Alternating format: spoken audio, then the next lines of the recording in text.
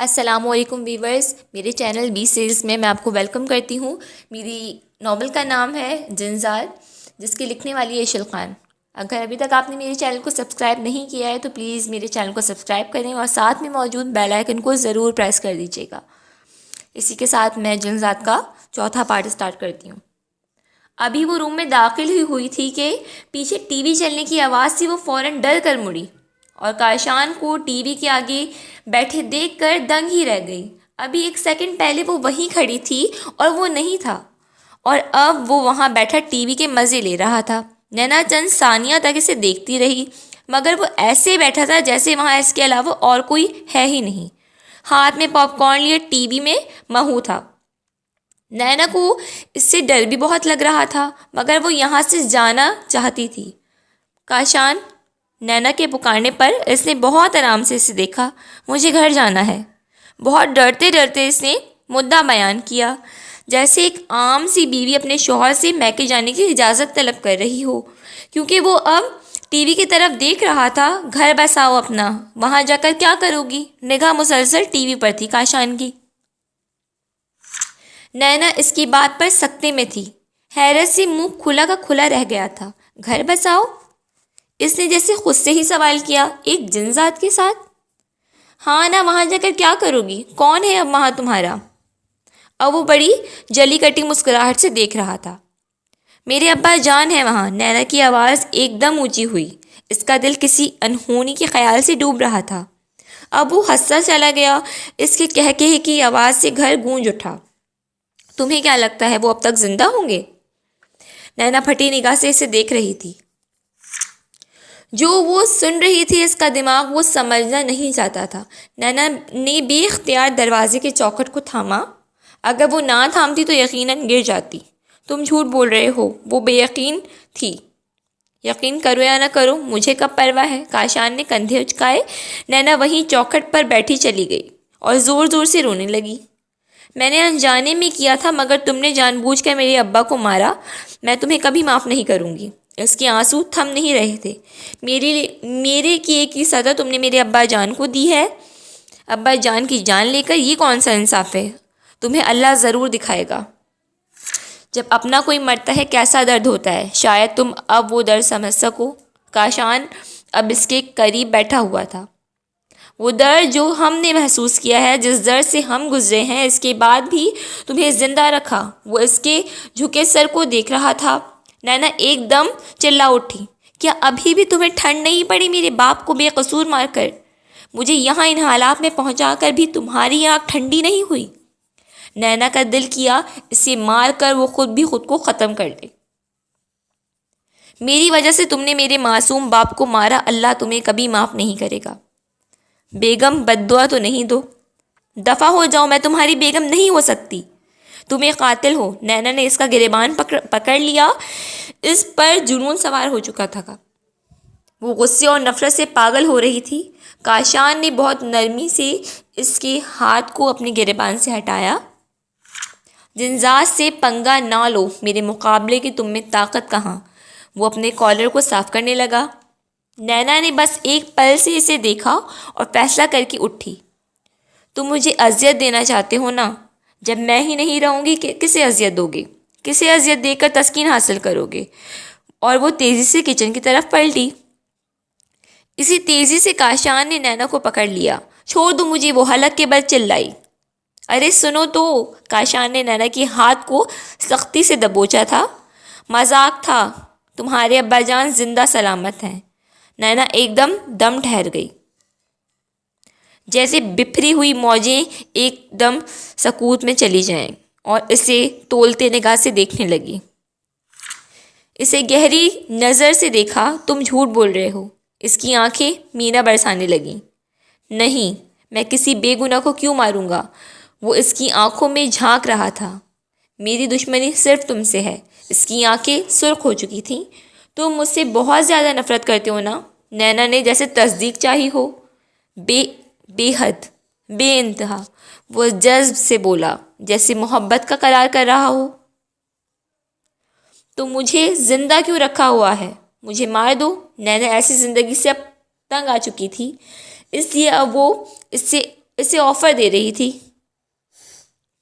اس کی آنکھوں کاشان اس کی آنکھوں میں دیکھ رہا تھا۔ میں تمہیں پل پل ماروں گا۔ نینا اس کی آنکھوں میں دیکھ کر خوف سے کانپ اٹھی۔ نینا باہر لاؤنج میں صوفے پر لیٹی ہوئی تھی۔ وہ مسلسل سونے کی صحیح کر رہی تھی مگر پیٹ میں موجود چوہے اسے سونے نہیں دے رہے تھے۔ وہ کروٹ پر کروٹ لیے جا رہی تھی۔ تھک ہار کر وہ اٹھ بیٹھی۔ کیا کرے کیا نہ کرے، کھائے بنا تو نیند آنے سے رہی۔ وہ کچن میں گئی، فریج کو تالا تھا۔ ہاتھ پاؤں ادھر ادھر مارے مگر کچھ تھا ہی نہیں ہاتھ میں۔ ایک نظر اس نے کمرے کے دروازے پر ڈالی۔ کمرے میں آئی مگر کاشان روم میں نہیں تھا۔ وہ پل میں یہاں تو پل میں وہاں ہوتا تھا۔ وہ مایوسی سے باہر آ گئی۔ کیسے نکلوں یہاں سے؟ یہ ایک قید خانہ ہے، یہ تو مجھے بھوکا ہی مارے گا۔ نینا سر تھامے بیٹھی تھی۔ نینا کو اپنے گھر کا فریج یاد آیا جو ہر وقت فروٹس اور کھانوں سے بھرا ہوا رہتا تھا۔ اس بھوک میں اسے ہر وہ کھانے یاد آ رہے تھے جو وہ کھانے سے انکار کر دیتی تھی۔ وہ ایک دفعہ پھر سے اٹھی اور روم میں آ گئی۔ اب وہ کوئی پیپر دیکھ رہا تھا۔ اسے ایسا ہو نہیں سکتا تھا کہ اسے معلوم نہ ہو کہ وہ دروازے پہ کھڑی ہے، لیکن وہ نینا کو مکمل نظر انداز کیے ہوئے کام میں مگن رہا۔ کاشان، نینا نے اسے آواز دی۔ بولو۔ وہ بنا چوکے کام میں مصروف رہ کر بولا۔ بھوک سے مجھے نیند نہیں آ رہی ہے۔ تو ابھی بھی اس نے نگاہ اٹھا کر نہیں دیکھا۔ میرے لیے کھانے کے لیے کچھ لاؤ۔ نینا اسے اس طرح فرمائش کر رہی تھی جیسے من چاہی بیوی ہو اور وہ سر کے بل اپنی بیوی کی فرمائش پوری کرنے کے لیے بالکل تیار ہو۔ بھوکے رہو، کاشان نے کہا۔ وہ دو ٹوک بولا۔ نینا کو اس سے اسی جواب کی توقع تھی۔ وہ خاموشی سے باہر آ گئی اور صوفے پر لیٹ گئی۔ ابھی اس نے لیٹ کر پاؤں سیدھے بھی نہیں کیے تھے کہ کاشان باہر آ گیا۔ اس کے ہاتھ میں بھنا ہوا چکن تھا جس کی خوشبو پورے لاؤنج میں پھیل گئی تھی۔ کسی خوش فہمی میں مبتلا مت ہونا۔ تمہیں اذیت دینے کے لیے ضروری ہے کہ تم صحت مند رہو۔ پلیٹ ٹیبل پر رکھ کر وہ پاؤں پٹکتا ہوا وہاں سے چلا گیا۔ نینا نے حیرت سے اسے دیکھا مگر پھر چکن کی طرف متوجہ ہوئی کیونکہ بھوک اب ناقابل برداشت ہو چکی تھی۔ کھانا کھا کر اس کی جان میں جان آئی۔ وہ پلیٹ لے کر کچن میں آئی۔ بہت بکھرا ہوا تھا کچن۔ نینا نے سوچا کچن سمیٹ لیا جائے، اس طرح کھانا بھی کچھ ہضم ہو جائے گا۔ نینا نے کچن اچھے سے صاف کیا اور صوفے پہ آ گئی۔ اور اب وہ ابا جان کے بارے میں سوچ رہی تھی۔ انہیں یاد کر کے نینا کی آنکھیں بھیگ گئیں۔ کاش میں یہاں سے نکل سکوں، کاشان مجھے چھوڑ دے، نینا نے دعا کی۔ ضرور کوئی نہ کوئی راستہ ضرور ہوگا، اللہ میری مدد ضرور کرے گا۔ نینا کو یقین تھا۔ یہی تانا بانا بنتے نینا نہ جانے کب سو گئی۔ نینا کب تک گھر میں بور ہوتی، بیٹھے بیٹھے بھی وہ تھک چکی تھی۔ وہ ٹی وی پر بھی کچھ خاص پروگرام آتے نہیں تھے۔ اب اس نے گھر کی صفائی کی ٹھانی۔ دوپٹہ نینا نے سائڈ پر رکھا اور جھاڑو اٹھا کر کام میں جت ہو گئی۔ گھر کو صفائی کی بہت ضرورت تھی اور نینا نے دل لگا کر صفائی کی اور گھر شیشے کی طرح چمک رہا تھا۔ ابھی وہ واش روم دھو رہی تھی کہ نینا کو کسی کی موجودگی کا احساس ہوا۔ نینا جلدی سے مڑی اور کاشان کو دیکھ کر اس کی جان میں جان آئی۔ توبہ، مجھے ڈرا ہی دیا تھا، اس نے ڈر کر سینے پہ ہاتھ رکھ کر کہا۔ میں کچن کا سامان لایا ہوں، دیکھ لو، بہت سیریس انداز میں کہہ کر وہ مڑ چکا تھا۔ وہ ہر چیز کو بہت حیرت سے دیکھ رہا تھا۔ پورا گھر شیشے کی طرح چمک رہا تھا۔ وہ دل ہی دل میں اسے داد دیے بنا نہیں رہ پایا۔ وہ واش روم سے فوراً فارغ ہو کر کچن میں گئی کیونکہ اتنا کام کرنے کے بعد اسے بہت زور سے بھوک لگ رہی تھی۔ مگر کچن میں کچی سبزیاں اور گوشت دیکھ کر اس کا منہ بن گیا۔ ایسا لگا تھا اس کو لگا تھا کہ یہ کوئی کاشان ریسٹورنٹ سے کھانا لے کر آئے گا، مگر یہاں کچی سبزیاں اس کو منہ چڑھا رہی تھیں۔ وہ ٹی وی لاؤنج میں بیٹھا ٹی وی دیکھ رہا تھا۔ وہ سب کام ایک عام انسان کی طرح کرتا تھا، کہیں سے جن نہیں لگتا تھا۔ وہ تو اب بھولنے لگی تھی کہ وہ ایک جنذات کے ساتھ ہے۔ کچھ پکا ہوا ہی لے آتے۔ نینا اسے کہے بنا نہیں رہ سکی، لیکن کاشان نے اسے جواب نہیں دیا۔ زیادہ بحث کرنا بیکار تھا۔ اس نے چاول بھگوئے اور پلاؤ بنانے لگی، ورنہ آٹا گوندھ کر روٹیاں بنانی پڑتیں اور اس کے اندر ابھی ہمت نہیں تھی یہ کام کرنے کی۔ جلدی جلدی پلاؤ ریڈی کیا اور ایک پلیٹ میں چاول لیے اور ٹی وی لاؤنج میں بیٹھ کر کھانے لگی۔ اندر کاشان بھوک سے چکر کاٹ رہا تھا۔ اسے امید ہی نہیں تھی کہ نینا ایسے کھانے کا نہیں کہے گی۔ وہ باہر آیا، اس نے کھانا کھاتے ہوئے دیکھ کر کاشان کو غصہ آ گیا۔ غصہ تو بہت آیا اسے، مگر اس نے ضبط کر لیا اور خود دیگچی سے چاول نکال کر روم میں لے گیا۔ نینا نے اسے حیرت سے دیکھا۔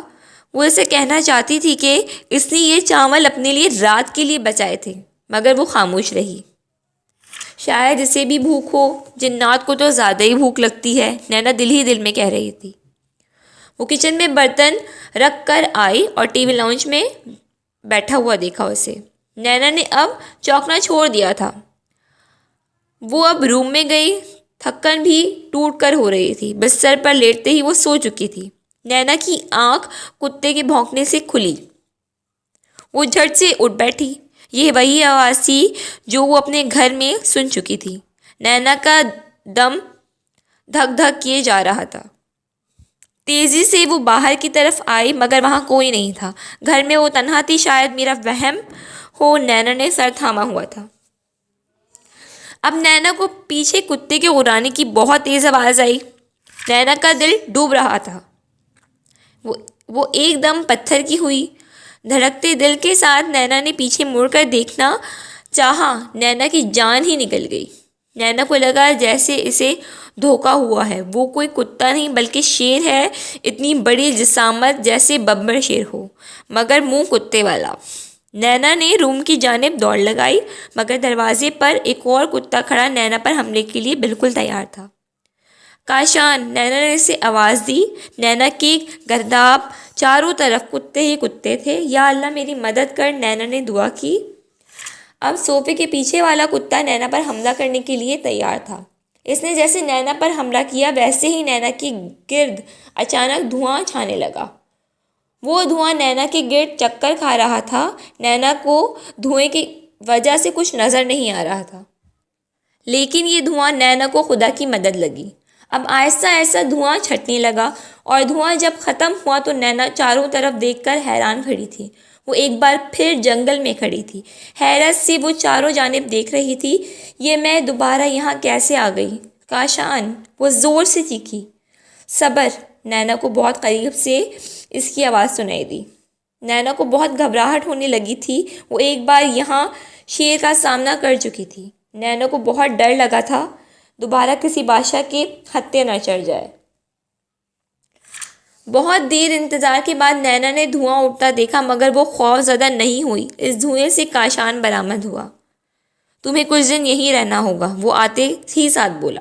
کیا مطلب؟ وہ حیران ہوئی۔ وہ لوگ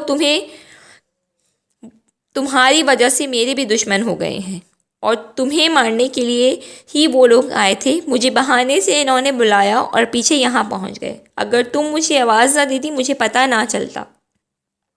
وہ بالکل سپاٹ انداز میں بول رہا تھا۔ ایک دل تو یہی کرتا ہے ان کے حوالے ہی کر دوں تمہیں۔ نینا کا دل ہول اٹھا، مگر پھر سوچتا ہوں تمہارے باپ کا کیا ہوگا؟ وہ تو بے قصور ہے، تم اس کے بڑھاپے کا سہارا ہو۔ وہ ایک درخت سے ٹیک لگائے ہوئے تھا۔ نینا اسی کو دیکھ رہی تھی۔ تم نے اپنے ساتھ خود دشمنی کی ہے۔ جنات کے بسیرے میں تم نے خود ہاتھ مارا تھا۔ آج بھی وہ اسی کو قصوروار گردان کر رہا تھا۔ نینا نے ایک لمبی سانس لی۔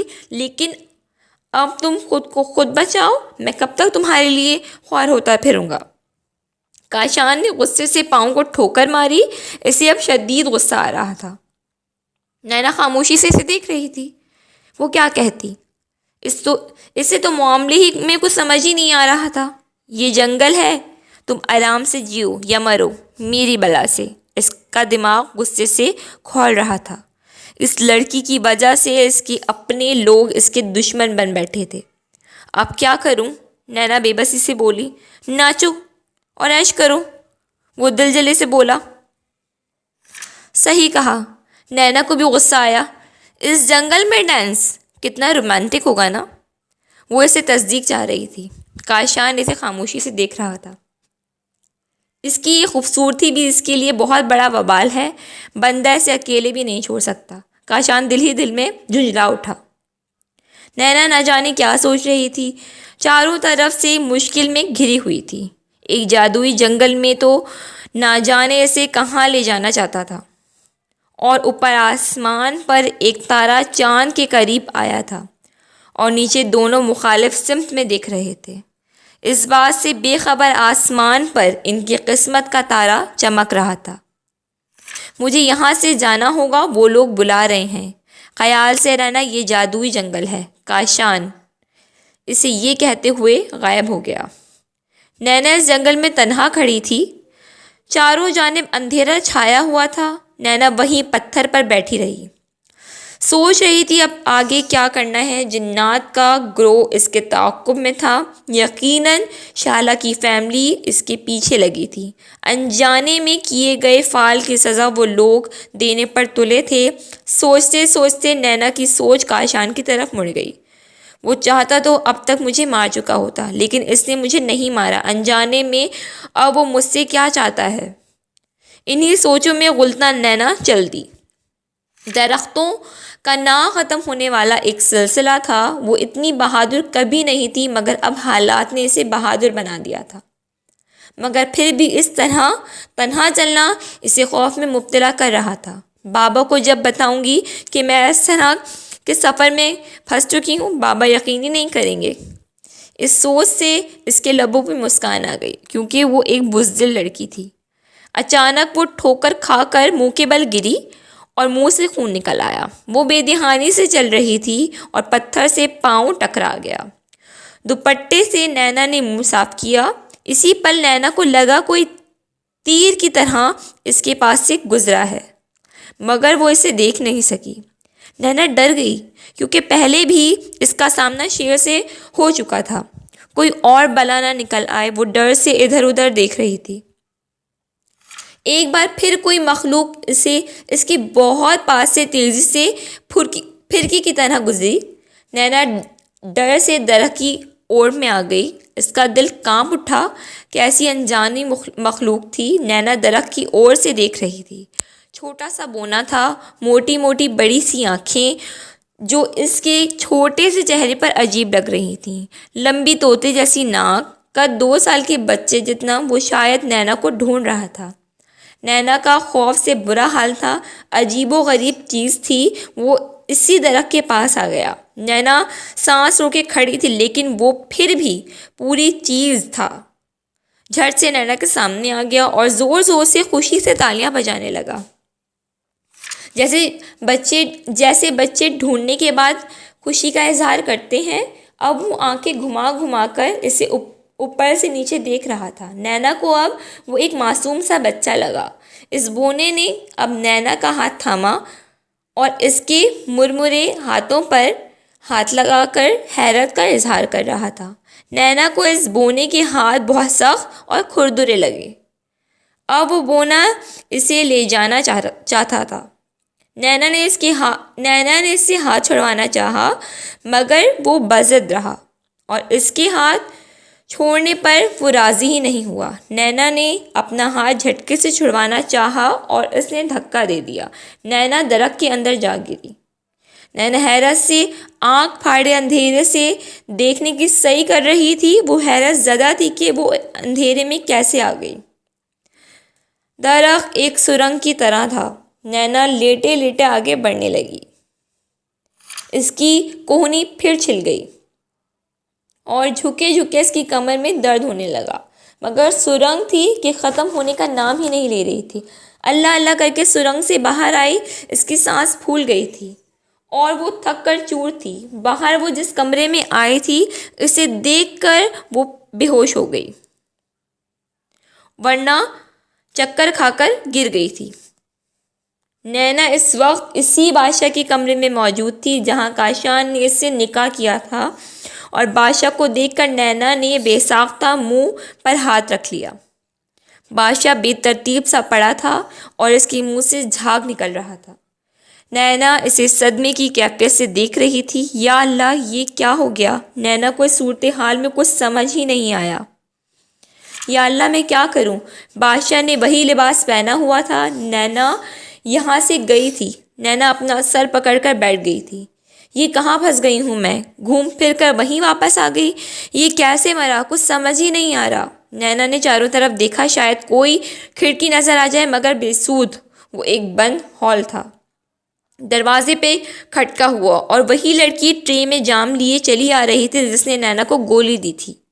کمرے میں آتے ہی وہ جلدی سے نینا کے پاس آئی اور رازداری سے بولی، تم نے وہ گولی کھلا دی؟ زبردست۔ اس لڑکی نے خوشی سے نینا کو گلے لگا لیا۔ پھر وہ چلتی ہوئی اس بادشاہ کے مردہ وجود کے پاس آئی۔ تم اسے بھی بدتر موت کے قابل تھے۔ میرے ماں باپ کو تم نے بے دردی سے مار دیا تھا۔ یہ کہتے ہوئے اس کی آنکھوں میں آنسو آ گئے۔ نینا خوف سے تھر تھر کانپ رہی تھی کہ اور اس کے پاس گئی تھی۔ یہ تو مر گیا، اب کیا ہوگا؟ ابھی سپاہی مجھے پکڑ کر لے جائیں گے۔ نینا نے سے کہا، تم فکر نہ کرو، تمہیں کچھ نہیں ہوگا۔ یہاں خوبصورت لوگوں کو کچھ نہیں کہا جاتا۔ نینا اس کی لاجک پر حیران ہونے لگی۔ یار تم سمجھ نہیں رہی، یہ تو مجھے پھانسی چڑھا دیں گے۔ نینا کا پریشانی سے برا حال تھا، مگر وہ لڑکی بہت پرسکون تھی۔ نینا نے سوچ لیا تھا اگر وہ پکڑی گئی تو اس لڑکی کا ضرور بتائے گی۔ تم میرے ساتھ آؤ، وہ لڑکی سے کہہ رہی تھی۔ اس کا ہاتھ پکڑ کر وہ ہال کے ایک کونے میں لے آئی اور دیوار کے ایک طرف سے کھسکا دیا۔ دیوار ایک جگہ سے ہٹ گئی۔ تم سیدھا چلتی چلی جاؤ، باقی میں سنبھال لوں گی، جلدی جاؤ۔ نینا بنا سوچے جلدی سے دیوار سے باہر آ گئی اور سیدھی چلتی چلی گئی۔ راستہ لمبا نہیں تھا، جلد وہ اختتام پذیر ہوا اور ایک گلی میں نکل آئی، اور اس کے سر پر ایک جھونپڑی نما گھر تھا۔ ایک بڑھیا دروازے پہ کھڑی تھی اور نینا کو اندر آنے کا اشارہ کیا۔ نینا دائیں بائیں دیکھتی ہوئی گھر کے اندر چلی آئی۔ اس کے اندر آتے ہی اس بڑھیا نے دروازہ بند کر دیا۔ بیٹا آ جاؤ، گھبراؤ نہیں، مجھے سجیلا نے پیغام بھجوا دیا تھا، تب سے میں انتظار کر رہی ہوں تمہارا۔ اسے اپنا ہی گھر سمجھو۔ وہ اسے ایک کمرے میں لے آئی۔ نینا بہت سہمی ہوئی تھی۔ تمہارے لیے کھانا لاتی ہوں۔ وہ بڑھیا 60 سال کے لگ بھگ لگ رہی تھی۔ کچھ دیر میں وہ آلو کا سالن لے آئی۔ نینا نے خاموشی سے کھایا۔ اس کا دماغ اس محل میں الجھا ہوا تھا۔ اس لڑکی سجیلا پر کیا گزر رہی ہوگی؟ میں تو وہاں سے آ گئی تھی، پھر بادشاہ کو زہر کس نے دیا؟ نینا اس بات میں بری طرح الجھی ہوئی تھی۔ اب سجیلا کون ہے؟ نینا کھانا کھا چکی تھی۔ میں اس کی خالہ ہوں، اس کی ماں کی بڑی بہن۔ بہت شفقت سے خالہ نے بتایا کہ آپ اکیلی رہتی ہو؟ نینا نے گھر میں موجود خاموشی کو محسوس کر کے پوچھا۔ ہاں اکیلی رہتی ہوں، مگر پہلے اکیلی نہیں تھی۔ اس ظالم بادشاہ نے میرے بیٹے کو مروا دیا۔ خالہ کی آنکھ میں آنسو آ گئے۔ نینا کو وہ ایک ظالم بادشاہ لگا۔ اس کے ساتھ اسے بھی برا ہونا چاہیے تھا۔ نینا کو وہ پل یاد آئے جب وہ اس کے ساتھ زبردستی کر رہا تھا، مگر وہ اپنے انجام کو اب پہنچ چکا تھا۔ نینا نے خالہ سے کہا، اور انشاءاللہ جہنم میں جائے گا وہ۔ خالہ کے الفاظ میں بہت نفرت تھی۔ اس پر بہت رحم آیا، اور اسی اثنا میں گھر کا دروازہ زور زور سے دھڑ دھڑ کر اٹھا۔